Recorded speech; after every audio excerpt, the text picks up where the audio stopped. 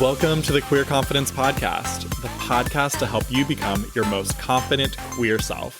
I'm your host, he, she, they, Coach Alex Ray, and I haven't always been this confident. In fact, I used to be super insecure. And through this show, I want to share with you what's worked for me, my clients, and my guests so that you can become more confident. What up, unicorns? We're going to talk about half-assing it. You ready? So half-ass, like, so many things in your life. I love oh, goodness gracious. I can't even speak. I love half-assing things now. And coming from a former perfectionist, I think that's a pretty big deal.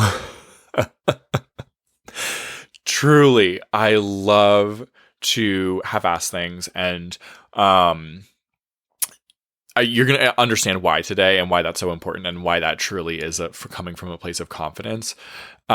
It still sometimes is a little bit difficult, to be honest, because I still notice that my perfectionistic, I almost wanted to say nature, but really perfectionism is not your nature. It's really your habitual state of being. Let's call it that. Perfectionism comes from a form of insecurity. It comes from believing that through what you do, you either add or subtract value from yourself, from your existence as a human. And so really perfectionism is rooted in low self-esteem and insecurity. And that's why half-assing it is really the most confident, most amazing, most self-loving, and most authentic thing that you could do.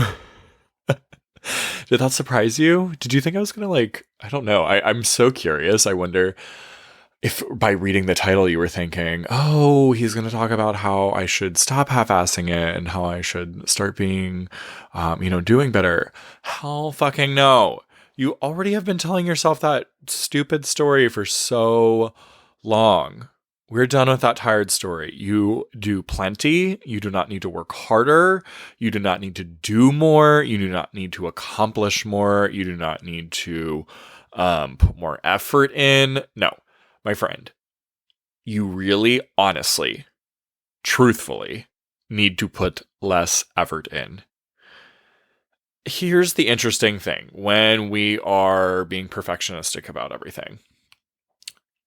When you do that, there is an underlying belief that you are perpetuating that says, this thing right here will either give me value or take away my value. It either makes me more of an amazing human or less of an amazing human. The entire balance of my self-worth is in the hands of this thing right before me working out. Oh no. Remember how we have talked about how insecurity is outsourcing your security? Do you see it? You are outsourcing your worth. How I do, how this thing turns out, how my boss scores me on this, how my teacher or professor, you're going to get to hear a personal story in a minute, scores me on this is going to determine my beliefs about myself. Have you ever realized that that is actually the reason why our community is known for overachieving? Particularly gay men. We are the poster boys. The poster children for overachievement, aren't we? Ooh. And not everyone, right? Please do not use this against yourself if that's not you. Congratulations if this is not you. But this is a very common thing in the gay community that we are addicted to achievement and overachievement, and it really comes from a core belief that you are not valuable, that you are not enough. And so you work extra hard to try to prove it to everyone and ultimately yourself that you're valuable, that you're valid as a human. And what you're actually doing, though, is again, you're outsourcing that security. So by following through with the behavior of overachieving, of giving it 1,010%, you are actually not helping yourself feel more confident or helping yourself love who you really are more. No, you're actually reinforcing these beliefs that this thing is what's required in order for you to be valued. And you basically do a little coin toss almost every time. And that's why you end up getting into burnout often, because you are hustling to give your whole ass to everything and everyone, haha. But to give your whole ass to everything and overachieve and do all of the things perfectly.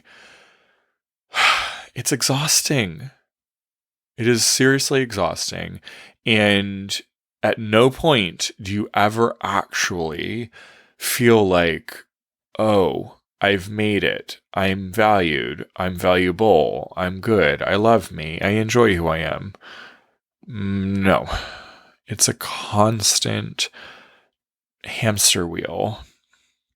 And by the very fact that you are on the hamster wheel, you are reinforcing that this is a valid opinion of yourself and that it's the truth. So that is why I suggest today that you start half-assing some things on purpose. Don't do your best. Do your bare minimum. Do your worst. Don't even try. Just let it. Maybe just toss some things aside. Now, I can already tell that some of you are like, oh my God, my butthole just puckered thinking of that. You're like, no, I cannot do that. Oh, I get it. It's not going to be overnight.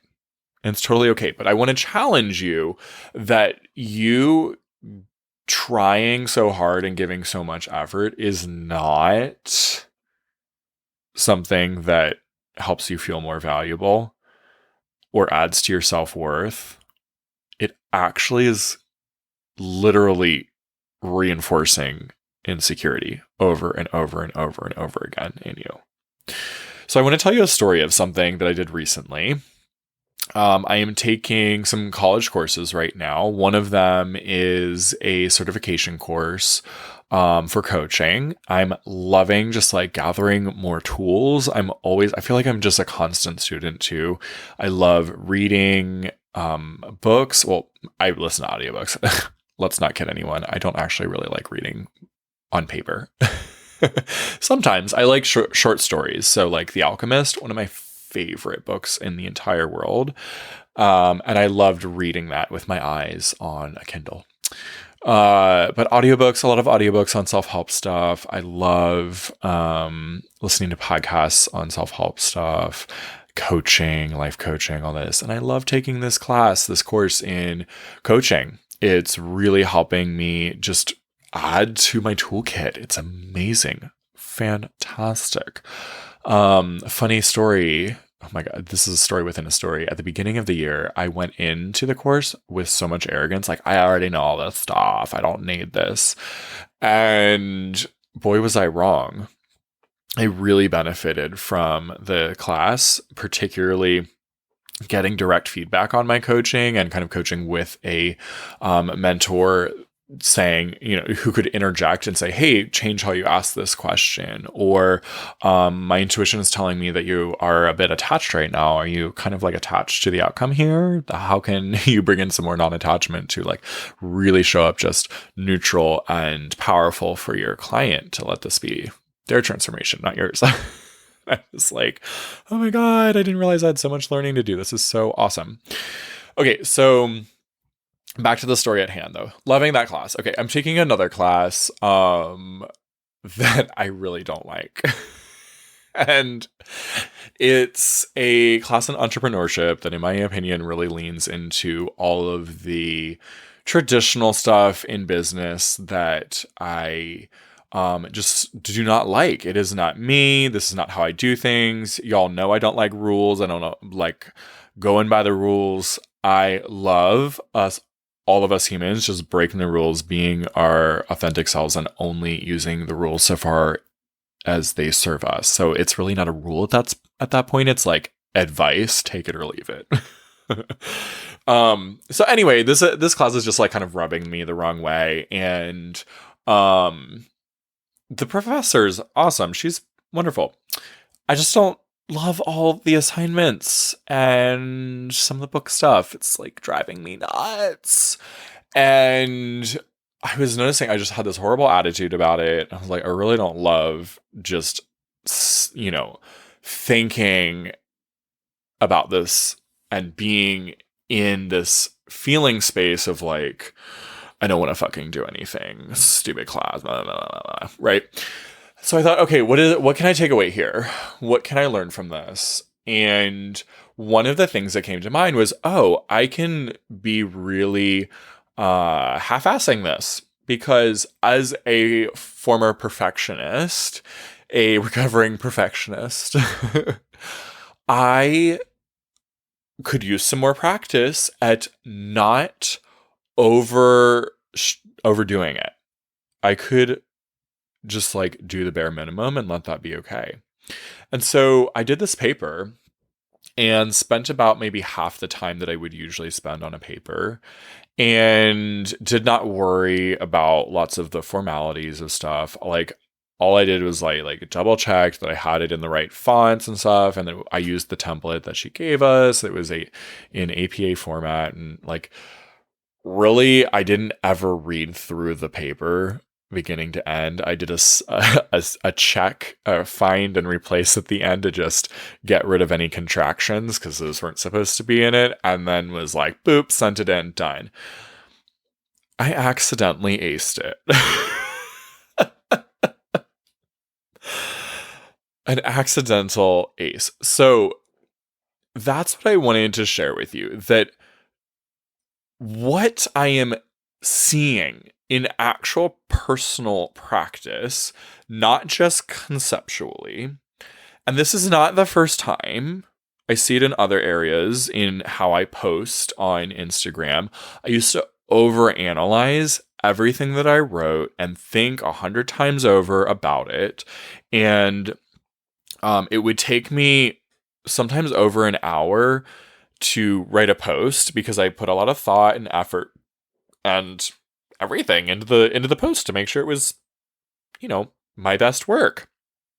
And recently, over the last several months, I have been decreasing that time more and more and more, until now, every now and then a post will like take me a little while, maybe an hour, but most of the time it's like maybe 15-20 minutes, because I let it just pour out of me. And if you listened to the inner, what did I call that episode? It was only a couple episodes ago, the Inner Child Sweatshop episode.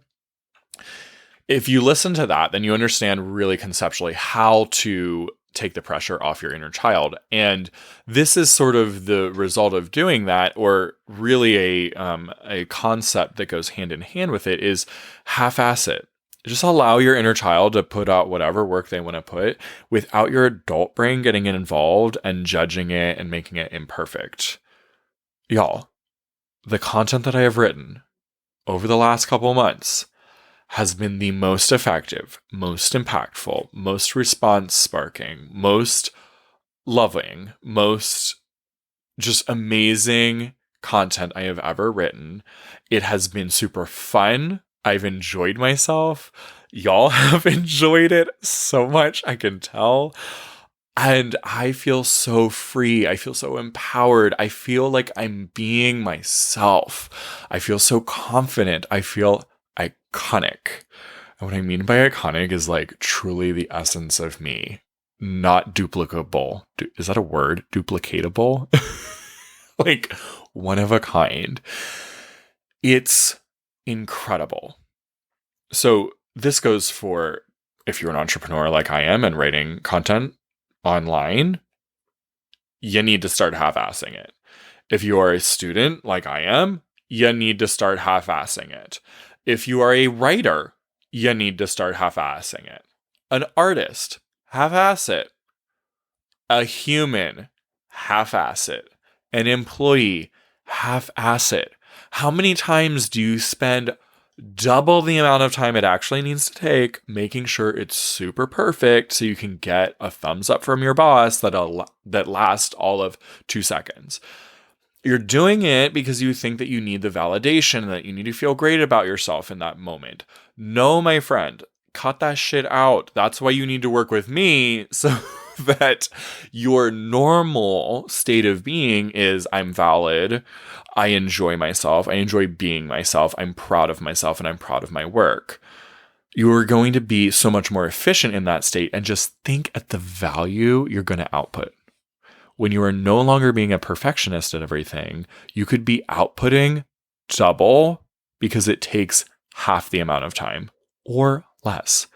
Like I said with this paper, it took me only a few hours to do this instead of maybe like 6 hours or something that I would have spent on it in the past. Like I literally just vomited those words out. And what happened? 80 out of 80. And the beautiful thing is I can keep half-assing the entire class. And at the end, I might like not even turn in the last project. Who knows? Like I'm on purpose in order to end this. This still scares me, y'all. I'm going to purposely just try to get a C. I'll keep you updated. I'll let you know how that goes. I can't wait to give you an episode in December and be like, I accidentally got a B.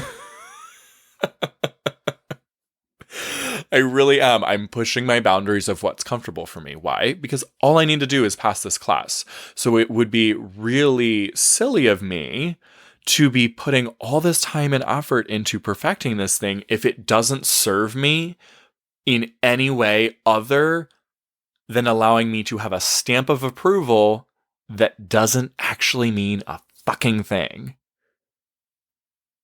Have you realized how society trained you in school to seek a stamp of approval that doesn't mean a fucking thing? When you got into the workforce, did anyone ask you your score in English or math or any of the subjects that you ever took in college or high school? No, because they don't fucking care. Because it doesn't matter. You graduate at the top of your class, does not matter for your job for the rest of your life. It was a thing. And congratulations if you graduated top of the class. Congrats. Seriously, amazing. Like, wow, you can do it. But also, like, not that big a deal, my friend. It did not do anything for altering the rest of your life or getting you the career of your dreams. Like, it didn't matter. And it doesn't. And the work that you spend so much time stressing on was really perfect. It was really 1000% acceptable. 100% you completed the assignment. It was going to resonate with your audience or your boss or whoever is on the other side of this work that you're doing, your clients maybe. It was so perfect. And you went in and you spent all this extra time and all you came away with was still the same congratulations, great job that you would have gotten anyway. Or the just pure acceptance, right? That's the funny thing. You spend all this time on it and then your boss might be like, okay, thanks, done. And now your brain is so mad that you spent all that time and you didn't get more, like a congratulations with confetti that fell from the ceiling.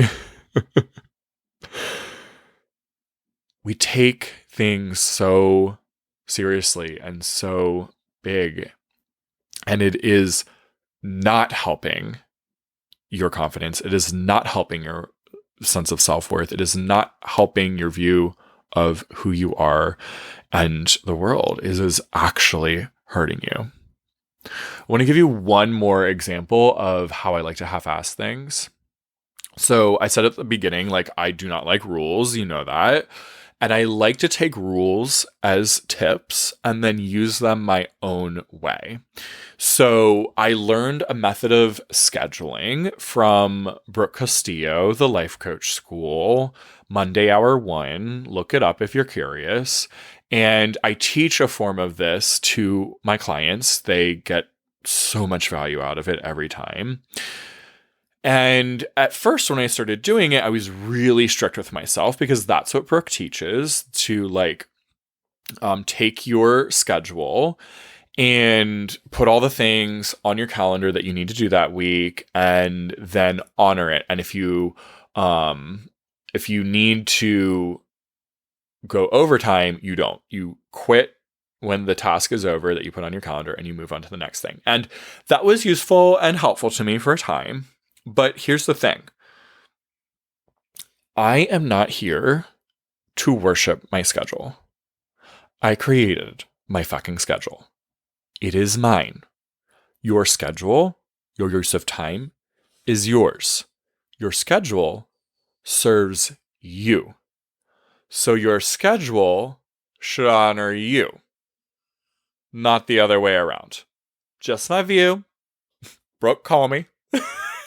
If you want to chat. And what has happened with this is I'm way more efficient and forgiving of myself. I don't spend time in drama when I don't take, like, I get to a task and I'm like, I don't want to do that.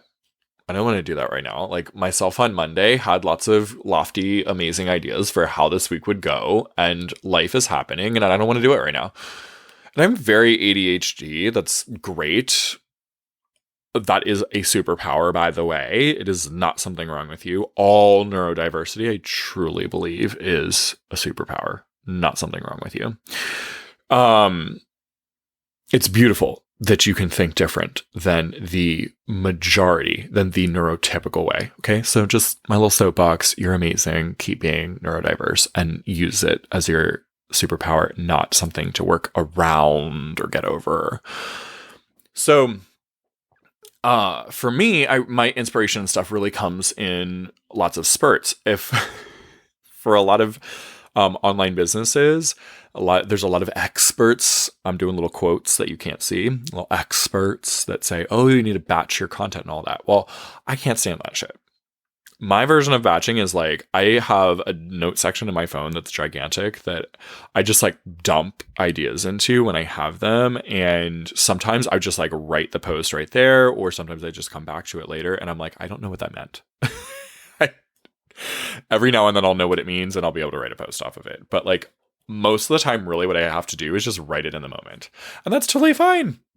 I appreciate that. I make sure that I also plan ahead for that, that I don't like pack myself so crazy. And that if I do pack myself so crazy, I move things if I want to. Just because I planned it on Monday does not mean I'm sticking to it on Wednesday when I'm drained as fuck. I need a nap. I will go take the nap.